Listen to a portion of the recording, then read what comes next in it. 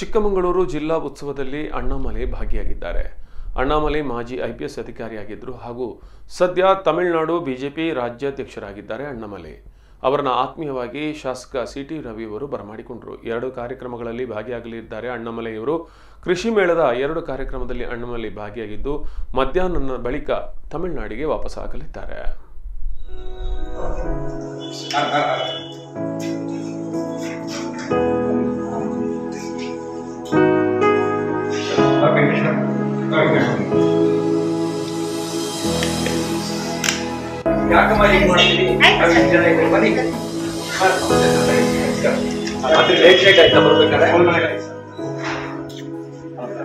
ನೋಡಿ NDR ದಾಗಿ ತಿಂಡಿ ಮಾಡ್ಸ